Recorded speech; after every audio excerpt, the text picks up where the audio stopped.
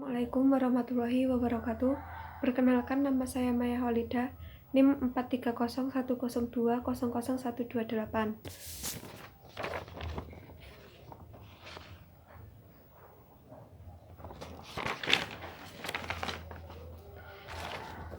Yang pertama, awal mulanya perpecahan golongan dalam umat.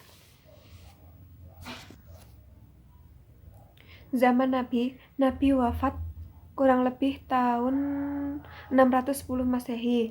Nabi diteruskan oleh Khulafaur Rasyidin yang masa kepemimpinannya selama 30 tahun. Kemudian 2 tahun Abu Bakar menjadi pemimpin, yang dilanjutkan oleh Umar menjabat sebagai pemimpin selama 10 tahun. Belum ada permasalahan yang serius tentang perbedaan pendapat umat Islam. Kemudian dilanjutkan oleh Utsman bin Affan selama 12 tahun, yaitu wafatnya terbunuh saat adanya demonstran membuat dia harus digantikan Ali dengan tuntutan mencari pembunuh Utsman. Di tengah peperangan diadakan arbitrase, yaitu kesepakatan politik dari dua belah pihak, yaitu pihak Muawiyah dan pihak Ali. Di tengah kesepakatan, pihak Ali dicurangi dalam perjanjian, pengkhianatan, dan kesepakatan politik. Terhentinya kekhalifahan dan digantikan dengan dinasti merupakan sistem pengangkatan pemimpin secara terpilih terhenti setelah Ali bin Abi Thalib dikhianati perjanjian di tengah peperangan.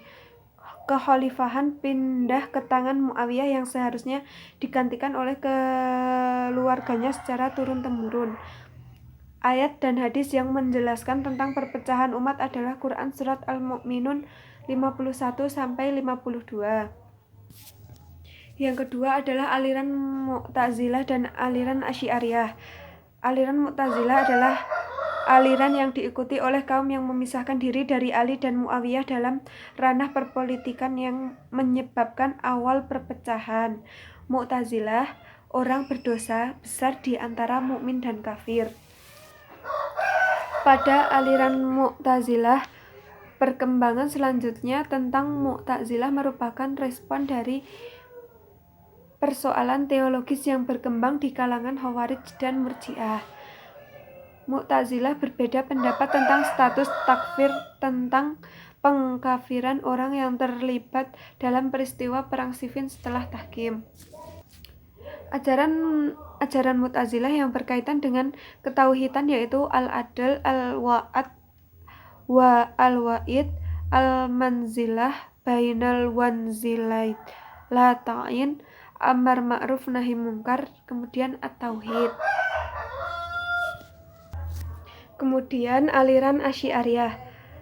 Al-Asy'ari adalah seorang tokoh aliran teologi yang nama aslinya Abu Al-Hasan Ali bin Ishaq bin Salim Ismail bin Abdillah bin Musa bin Bilal bin Abi Burdah bin Abi Musa al-Asy'ari lahir di Basrah tahun 260 Hijriah atau 875 Masehi.